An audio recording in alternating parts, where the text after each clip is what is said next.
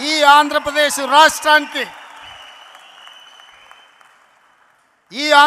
రాష్ట్రానికి ప్రజల పక్షాన బడుగు బలైన దళిత గిరిజన మైనారిటీ మహిళల పక్షాన నిలబడి కొట్లాడేది, నిలబడి మాట్లాడేది, ఢిల్లీతో నిలబడి కలబడేది వైఎస్ షర్మిల గారి నాయకత్వంలో మీరు పనిచేయండి.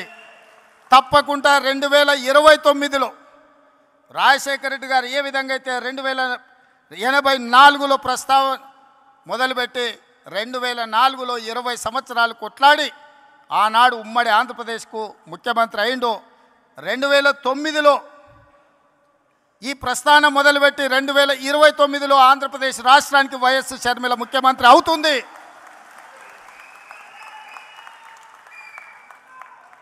కార్యకర్తల త్యాగం, వైఎస్ షర్మిల పోరాటం ఊరికే పోదు, ప్రజలు నిశితంగా గమనిస్తున్నారు.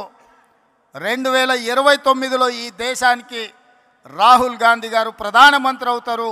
ఆంధ్రప్రదేశ్లో కాంగ్రెస్ పార్టీ అధికారంలోకి వస్తుంది. ఇదే వైఎస్ఆర్ చివరి కోరిక. ఈరోజు చాలామంది ఆయన పేరు మీద అన్ని రకాల లబ్ధి పొందినారు. కుటుంబ సభ్యులుగా వారసత్వం రాదు. ఆశయాలను మోసినప్పుడే వారసత్వం వస్తుంది. ఆశయాలను మోసే వాళ్ళనే వారసులుగా ఈరోజు మనం గుర్తించాలి, గౌరవించాలి. వైఎస్ఆర్ ఆశయం ఈ దేశంలో కాంగ్రెస్ బలంగా ఉండాలి, బడుగు బలైన దళిత గిరిజన మైనారిటీ మహిళల్ని ఆదుకోవాలి, హక్కున చేర్చుకోవాలి అనే ఆలోచనతో రాహుల్ గాంధీ గారు ప్రధానమంత్రి కావాలన్నదే వైఎస్ఆర్ గారి ఆలోచన.